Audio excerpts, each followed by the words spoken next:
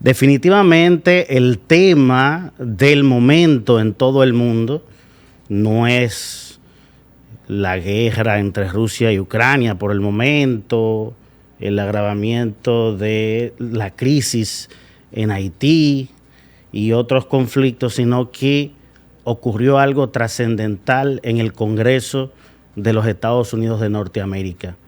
Y es que 3 oficiales o ex oficiales del gobierno, gente con credibilidad, testificaron bajo juramento su experiencia viendo objetos, los denominados objetos voladores no identificados OVNI, o en inglés UFO, que ahora le han cambiado a UAP, Unexplained Aerial Phenomena.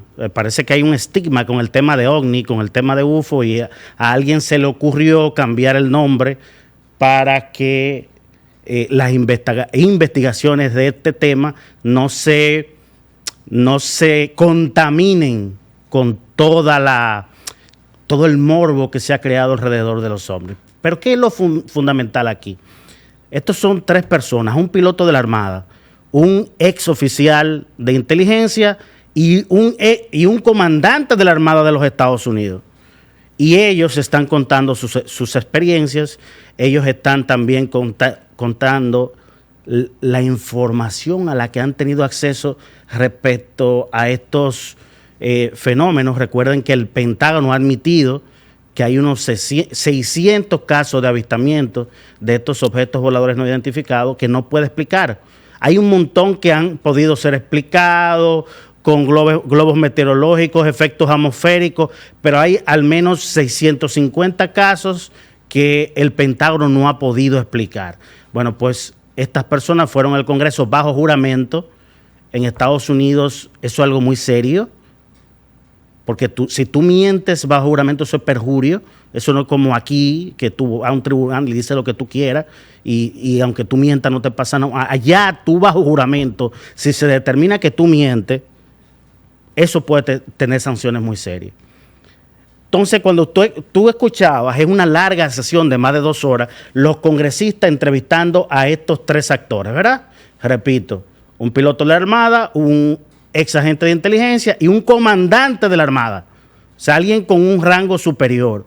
Y, por ejemplo, tú escuchas a este comandante de la Armada hablando sobre su experiencia de encuentro con uno de estos aparatos voladores no identificados, el más famoso del mundo, se conoce como el caso del Tic Tac. Le llaman así porque el objeto parecía una enorme pastilla de Tic Tac, los caramelos de Tic Tac, o como él lo explicó en el mismo Congreso, para el que no sepa qué es un Tic Tac, imagínense un tanque de gas propano gigante volando. Eso es lo que él quiso decir. Pero lo sorprendente es que él está diciendo que ellos pudieron observar, no solo con sus radares, sino con sus propios ojos, cómo este objeto permanecía estático a una altura en donde los vientos eran de entre 100 y 120 nudos. Eso es algo imposible. Y cómo este objeto pasaba de estar estático a igualar la velocidad de los jets donde iban estas personas.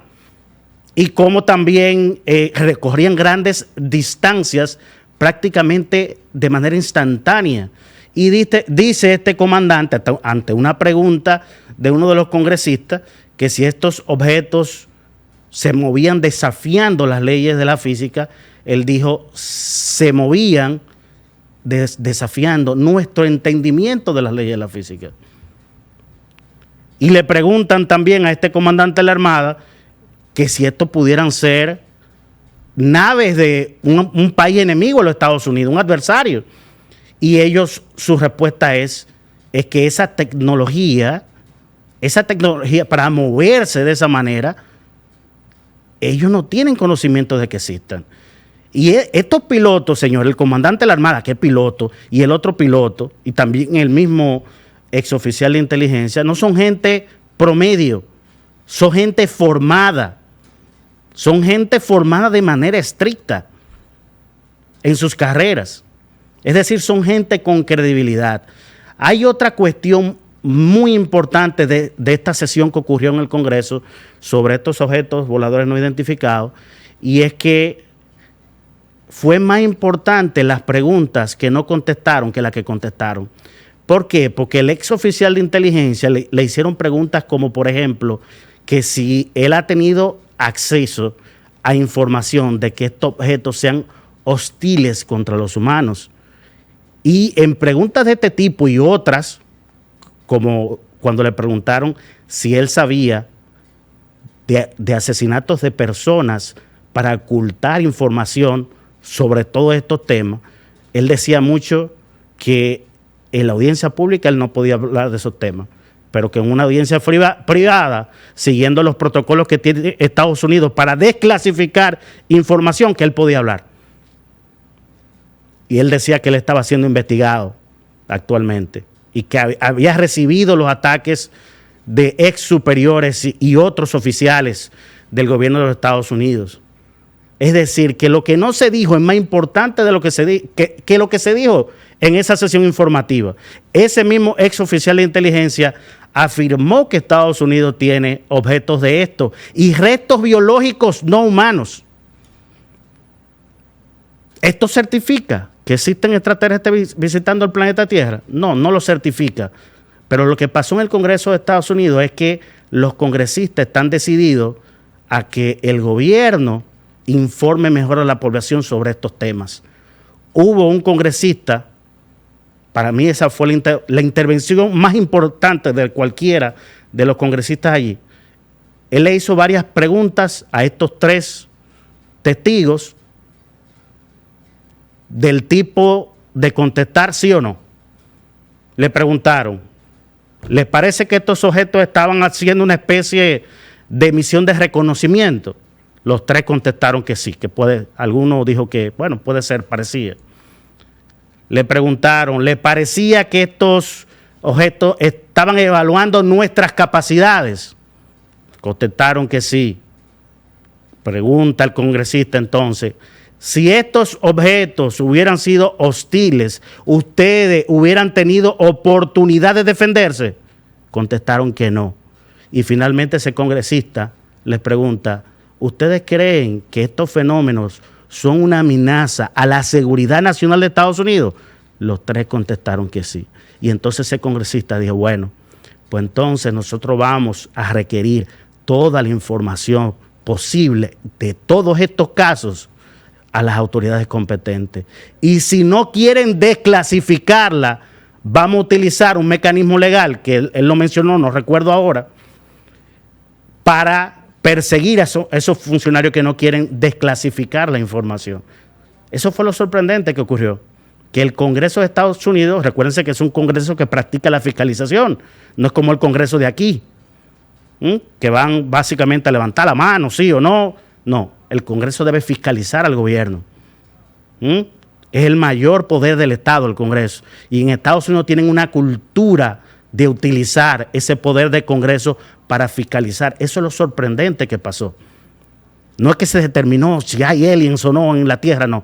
Es que el Congreso de los Estados Unidos está determinado a ir donde esas agencias gubernamentales y funcionarios a que desclasifiquen esa información que tienen sobre estos fenómenos que son reales. El fenómeno es real. Han visto estos aparatos y no se entiende cómo pueden moverse desafiando las leyes de la física. Eso es lo que pasó. Lamentablemente, casi ningún medio local ha tocado seriamente este tema en República Dominicana. Quizá algunos lo han tocado de manera aérea. Bueno, sé del caso también que sí lo tocó con responsabilidad del ingeniero Idekel Morrison, en su canal de YouTube. Y ya en redes sociales sí empezó el debate. Yo estaba debatiendo en Twitter con mi amigo José La Luz. Él dice que los aliens no existen. Yo no sé si nos están visitando los aliens. Ahora, hay muchas más probabilidades de que existan otras civilizaciones de que no. ¿Por qué? Porque el universo parece ser infinito. Y si es infinito, no es como me dice mi amigo José La Luz, que él dice, por ejemplo, la cadena de eventos que ocurrieron para que existiera vida en la Tierra es muy difícil de que se repliquen en otra parte. Y yo le contesté a mi amigo José La Luz, es que si el universo es infinito, llega un momento que las cadenas de eventos se repiten, porque es infinito. Y hay una tesis científica sobre eso. Es decir, y cuando tú, por ejemplo, tomas la ecuación de Drake es una ecuación que ha recibido actualizaciones a través de las décadas, en donde en esta ecuación tú consideras variables como, por ejemplo, la cantidad de estrellas que hay en la galaxia, la cantidad de planetas en zonas habitables, un sinnúmero, incluso la capacidad de las civilizaciones para destruirse a sí mismos, y esa ecuación de Drake te da una proyección de las posibles cantidades de civilizaciones inteligentes que pudieran existir en la Vía Láctea, que es nuestra galaxia. Cuando tú consideras la edad del universo, 13.800 millones de años, cuando tú consideras que en el propio sistema solar, en lunas de Júpiter como Europa o de Saturno como Titán, hay posibilidades de que encontremos vida simple. Cuando tú consideras todo esto, entonces no es muy absurdo pensar que sí hay mucho mayores probabilidades de que exista vida en otras partes del universo, porque incluso existe la posibilidad de que exista aquí, en el sistema solar. En Europa se ha determinado que hay un océano dentro de una capa gruesa de hielo, un océano con temperatura lo suficientemente caliente para albergar vida. Y aquí en el planeta Tierra, donde quiera que hay agua, hemos encontrado vida, no importa lo inhóspita que sea. Pero también en Marte se cree que hubo un tiempo que hubo vida, aunque sea vida simple o vida microscópica. Era un planeta parecido al planeta Tierra. Y bueno, perdió la atmósfera y otras cuestiones, pero estamos investigando Marte y hemos encontrado pruebas de que había agua o sobre su superficie recorría agua en Marte. Es decir, yo entiendo que sí hay mayores probabilidades, como dije, de que exista vida en otros planetas. No estoy tan seguro de que nos estén visitando, porque una pregunta interesante que le hizo un congresista a uno de estos testigos fue la siguiente. El congresista no entendía cómo una civilización tan avanzada como para poder salvar las vastas distancias que hay entre las estrellas, pudiera llegar aquí y estrellarse, tener un accidente y estrellarse. Y ahí yo estoy con ese congresista. Ahí el exagente de inteligencia dice, bueno, hay una teoría que siempre va a haber una proporción de las misiones que fallen, no importa qué tan avanzada sea tu tecnología. Pero lo cierto es que, señores, piensen un poco.